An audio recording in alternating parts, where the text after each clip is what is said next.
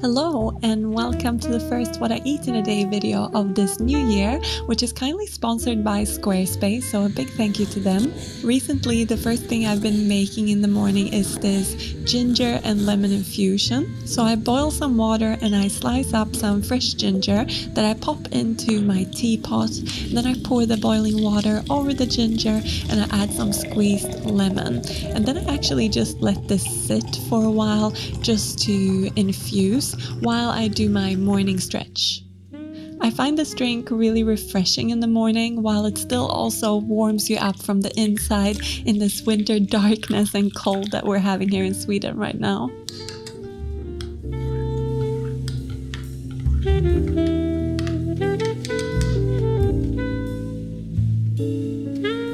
As I mentioned in my previous video all about habits, I've started doing a morning stretch and I use this video by Shona Virtue that I'll link down below. And I've actually also started exercising more regularly again after a long break. I started a few months ago, and in relation to that I realized that my meals aren't that balanced and that I was lacking a little bit in adding protein sources to my meals. So this video is going to be all about how I incorporate more protein into my diet, and also for all you new vegans out there, there will be some useful information about protein on a plant-based diet, how you can incorporate more of it into your meals while still keeping them well balanced and delicious. At the moment, my sister's cat Skrutt is actually staying with us, so I had to include some shots of her because she's so cute and we always have a nice cuddle in the morning before I head to the kitchen and make my breakfast.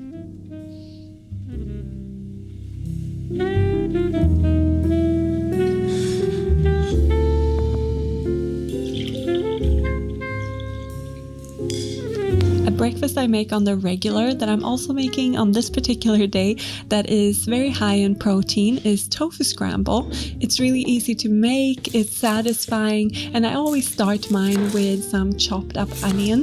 I like the flavor that it adds to the scramble. So I'm just using a brown onion that I'm chopping up, and then I saute the onion for a few minutes in some olive oil until it softens up. For the scramble, I use a firm tofu that I just drain the water away from, and then I like to just crumble it up into the pan to make it as easy as possible. And I'm using a whole block here that Rob and I are sharing for breakfast. Once the tofu is broken up into a good consistency and mixed through with the onions, I added some turmeric for color, and I'm also using this black salt or kala namak, which gives the scramble an eggy taste. It's a little less salty than regular table salt, so you can add a little bit more. Then I also add in some smoked paprika and a splash of unsweetened soy milk. I mix all of that through until it's well combined, and then I leave it to cook for a few minutes for all the flavors to infuse and some of the soy milk to cook off. Then the last ingredient that I'm adding to this basic recipe for the tofu scramble is some nutritional yeast. I just think it gives the scramble a more round flavor. It actually also has a surprising amount of protein in it. Then today I'm just customizing the recipe a little bit and adding in some baby spinach that I simply stir through until it wilts nicely. To go on the side of my tofu scramble, I'm also having some cherry tomatoes. They're not in season right now, but I just couldn't resist and I just halved them. And I'm also going to have this with some bread, and I have this oat gluten-free bread with sunflower seeds that I really like, but you could use any bread, of course. So I serve my tofu scramble up with my tomatoes and my bread, and this is such an easy, satisfying breakfast, like I said, that is full of protein. I like to also sprinkle it with some seasonings. Here I have a garlic and herb seasoning, and that's how I like my tofu scramble. You can let me know how you like yours in the description box. I always use some vegan butter on my bread, and I always eat some type of fruit with my breakfast, and today I have some clementines. It's my favorite winter fruit.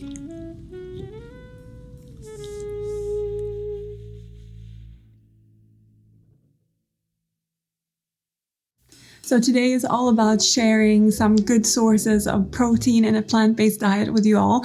And like I said, it's something that I'm trying to focus on a little bit more in my life as well. And like you saw, I had tofu scramble for breakfast. I just think it's delicious. It's easy to make and you can actually prep it beforehand. So you could prep batches of it, keep it in the fridge and just warm it up in the morning. So it's actually a very easy breakfast if you do it that way. And I wanted to just chat a little bit more about protein before I go into my next meal. And protein is actually not the be-all, end-all of like eating well. I think it's such a buzzword. We hear it everywhere, like it's the most important thing of nutrition. And of course it's important, but I don't think it's quite as important as we're led to believe a lot of the time. And here in the Western world, or in the wealthier parts of the world, it's actually very unusual to be protein deficient. As long as you're eating enough calories for your body and you're eating a varied diet, you're most likely to meet your requirement for protein. But with that said, if you're new to veganism or if you've never really considered it as such and you're eating a plant-based diet, of course it's good to know what plant foods are higher in protein. So those things would be foods like tofu, tempeh, soybeans, other types of beans, lentils, nuts and seeds. And all these foods are high in protein and are all plant-based. But actually all foods have some amount of protein in them. So like I said, if you eat a varied diet, you're very likely to reach your protein requirement if you eat enough food for your body weight and your activity level. And it can be good to include one of these protein-rich plant foods in pretty much every meal throughout your day, because that way you'll make sure that you're covered. And if you are interested in knowing exactly how much protein is actually recommended, it's less than many people think. Then the general recommendation for someone my age is to eat 0.8 grams of protein per kilogram of body weight. But here in Sweden, they recommend vegetarians and vegans to actually up that to 1 gram per kilogram of body weight. And if you're someone who does a lot of exercise or you're an athlete, you can even go up to so much as 2 grams per kilogram of body weight. And obviously somewhere then between 0.8 and 2, depending on your activity level and your goals. But honestly, we don't really need to get this scientific. If you feel good in your body, you probably have everything you need. But yeah, I just want to show you some good meals that are rich in protein, some meals that I enjoy eating that give you good energy and that is actually balanced. I don't focus only on protein in my day, even though this video would suggest it. I try and eat a balanced diet, and actually, fun fact or not so fun fact, is that most people are actually more likely to not hit their level of fruits and veggies that are recommended in a day, or whole grains, or fiber actually. So it could actually be better to focus on making sure that you get enough of those. But now I've talked a lot. I hope you're not too bored. I'm going to make a snack right now. I'm going to have some hummus. This is probably my favorite protein-rich snack item, or any meal item actually. And this time I have store-bought, but you can of course make it yourself at home. I will link my recipe down below if you want to try it out. I'm gonna have this with some crackers and cucumber. But before I prepare that, I want to thank Squarespace for sponsoring this video and tell you a little bit more about them. Squarespace is an all-in-one website builder which allows users to create a really beautiful and inviting space to grow their business or their projects. I've personally used Squarespace to build my food photography portfolio, and what I really like about it is that it's really easy and intuitive to use. You don't need any special skills at all to build a good-looking and well-functioning site. They even offer themes, font combinations, and color combos that really aid in the building process. Squarespace's builder has many uses as well, so it's great for business owners and e-commerce, as well as for creatives and bloggers. So if you're thinking about creating a website for any purpose, check out squarespace.com for a free trial. And when you're ready to launch your site, go to squarespace.com/goodeatings for 10% off your first website or domain. Okay, so let's continue this day of eating now. I'm going to make my snack, then I'm going to head out and pick up some tahini for lunch. But yeah, first the snack, so let's prepare it. It's very easy.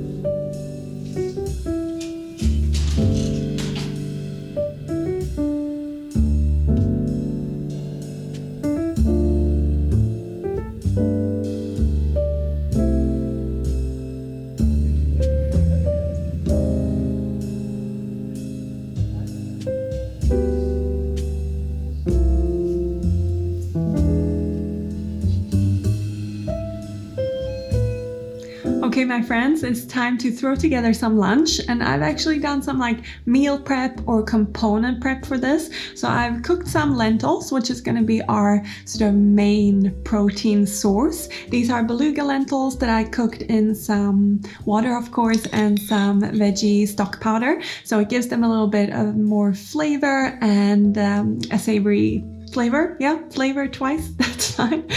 As I have those, I'm gonna dress them up a little bit, and I've also cooked some beetroot. I just boiled it with the skin on in water till they were tender. I drained them and let them cool a bit and then peeled off the peel. It's actually really easy to peel it off just with your fingers once you've cooked it and let it cool a little bit. So I'm gonna have those, and then like I said, I bought some tahini because we ran out, and this is my favorite brand. I think I've shown it before, but if you haven't seen it, then I'll show you again. It's like a light, very pourable tahini. I get it from the local Middle Eastern store here in Malmö, and it's delicious. And what I wanted to say is that if you want to up your protein in a very easy way and also add some good fats to your meals, then using like tahini or some sort of nut butter to make a dressing can be a good option, as well as adding some seeds on top of your meals. Here I've got some pumpkin, sunflower, and sesame seeds that I'm going to just sprinkle over at the end. I'm going to use about 2 tablespoons or something, and it's such an easy thing to just add a little bit more nutrition to pretty much any meal. So that's what I wanted to say. Now we're just gonna make a pretty quick salad, and yeah, I'll show you what goes in it. I always like to make my dressing first, so I'm adding some tahini to a little bowl, and then I squeeze in some lemon juice. Oops.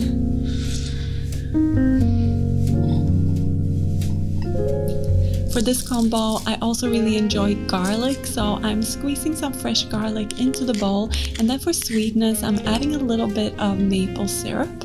I also season with salt and some of this pepper and more spice, and then mix it up. You can add some water to thin it out until you reach the consistency you like. What's also great about this is that you can make it in batches and keep it in your fridge, so you can definitely meal prep this sauce. Then to dress the lentils, I'm chopping up some shallots finely. I like raw shallots with my lentils, but you can use any type of onion you want.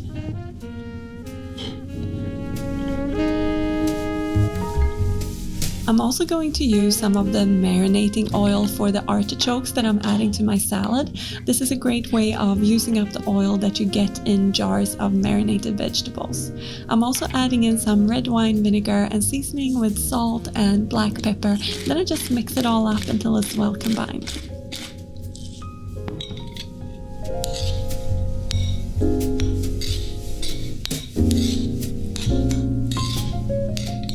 Then the last step before assembling my salad, I just chop up the beets, and this salad makes a great lunchbox item. You can definitely prep this the night before and bring it to work or to school.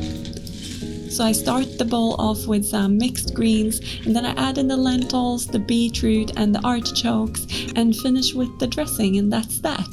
I will make sure to link the recipe for this down below if you want to make it from scratch. Finally, to just top it all off, I sprinkle over some of those toasted seeds. It's sesame, pumpkin and sunflower, my favorite mixture.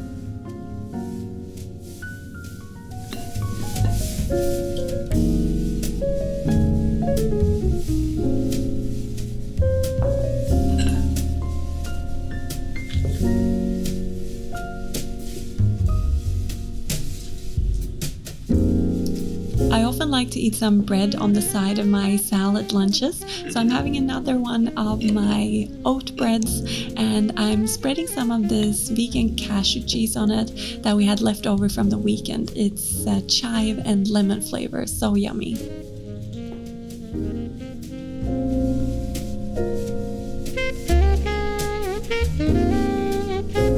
Time to make some dinner. Back in the kitchen. It's dark. I feel like I'm saying this every time, but it's so dark in Sweden right now. I can't wait for the light to come back. Anyways, I'm making dinner. I'm gonna make a chickpea and kale curry with some carrot, and I'm gonna cook it with some coconut milk and some tomato, and I'm actually gonna use this Madras spice paste. Rob's mom showed me these, and they're such a hack. It makes making this type of dish very simple. It has lots of spices and flavors in here, so you don't have to think that much as you're making it. But I will put some onion and garlic in it, and then I'm gonna serve it with some quinoa. And I've chosen quinoa for this video because it's one of the few plant-based foods that contain all the essential amino acids that build protein. So our body needs a certain amount of essential amino acids to make protein, and there are, like I said, only a few plant foods that do this. It's soya and quinoa and buckwheat, and if I find any others out, I'll put them here on the screen for you. But yes, I'm gonna cook that. I've actually already put it on because I don't think I need to show you how to do it. Just follow the package instructions.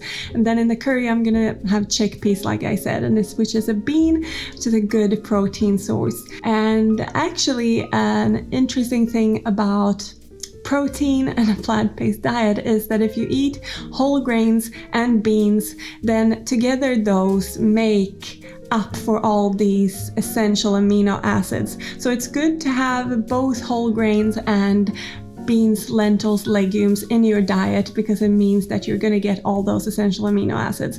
That's not to say that you need to have both in every meal, because your body is smart enough to sort of make it up as you go along. So I think it's even over like a day or two that you can actually spread it out and make sure you eat these things. But that's just some information for you that might be of interest. Now let's cook and enjoy. As with pretty much all my recipes, I start by chopping up some onions. Here I'm just slicing it, and I'm also going to peel and slice up some carrots.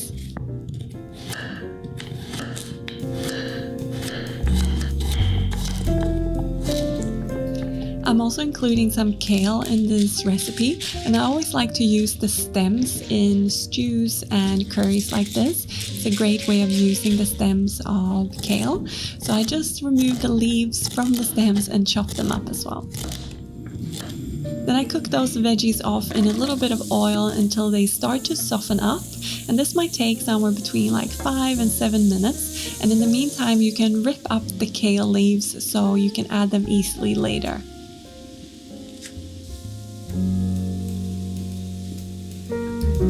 I like to add a good 5 or 6 cloves of garlic to this.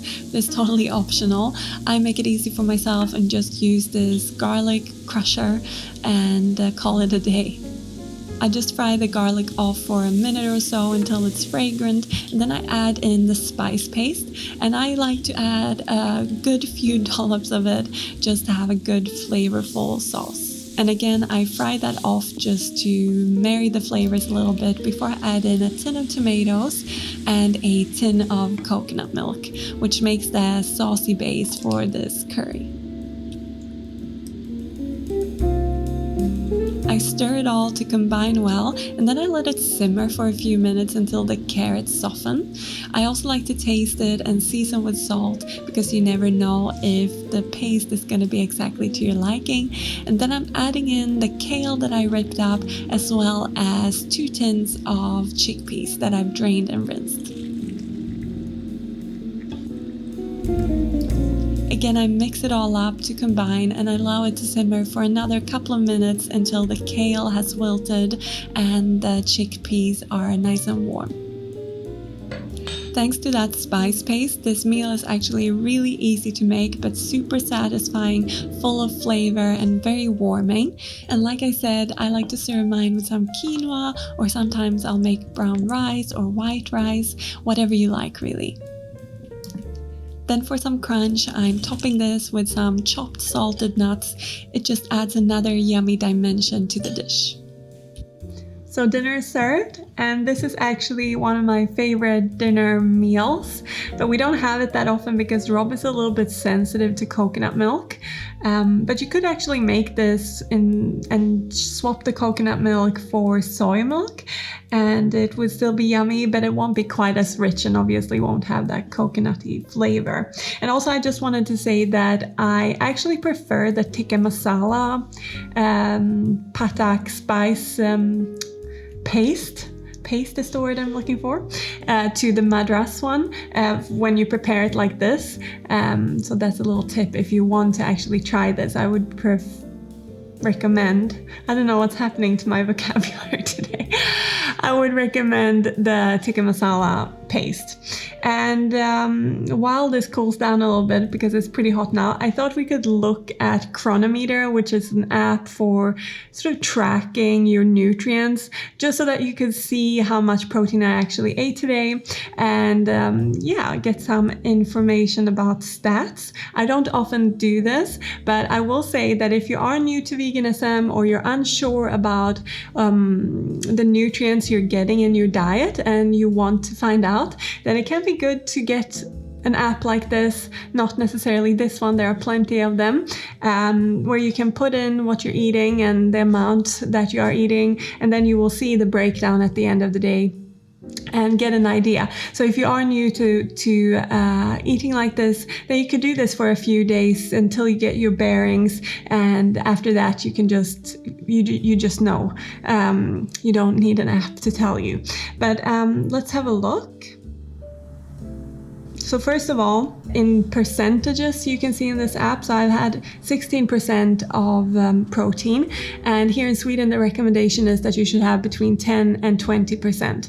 And then I can see here that I had quite a high fat percentage. I'm at the higher end of the recommendation here in Sweden at 40%. So I would say that's because I've eaten quite a lot of nuts and I've cooked with oil. So if you want to pull down on the fats, you can avoid cooking with oils, and you maybe don't have to top every meal with nuts and seeds like I have. But it is still a good way of upping your calories if you need to, or the protein that you're getting from your food. And then if you scroll down in this app, you can see the protein, and the full protein for the day I've actually hit 90 grams, which for me is more than enough. I could definitely eat less in a day, but I hope you enjoy me sharing this, because I wanted to show that even eating mainly whole foods, you can get, or pretty much all whole foods, you can get a high amount of protein in your plant-based diet. And of course, if you're someone who wants to have even more protein, then you can use protein powders and things like that. Actually, when you make smoothies, and if you want extra protein in there, now I'm just talking a lot, then you could add some silken tofu in there if you don't want to use protein powder. Just a little side note. But anyways, in the app you can see the breakdown of the different essential amino acids that you need for protein, like I mentioned before. And you can see that I've hit all of them today by eating the way I've been eating. So that's a little bit about that. And now you've seen the whole day of eating and the breakdown of the nutrition. But of course, like I said earlier, there are many other aspects to nutrition and other vitamins and minerals that are equally important. That's a good thing with the app as well, that you can see that if you are new to veganism, then those are things you can check in there as well. This is not an ad for the app, but I just wanted to say that. And now I'm gonna eat after a long day of talking about protein. I hope you got some good information from this video and that you enjoyed it and that you got some nice meal ideas as well. Thank you all very much for watching. I look forward to seeing you in the next video. Take care. Bye.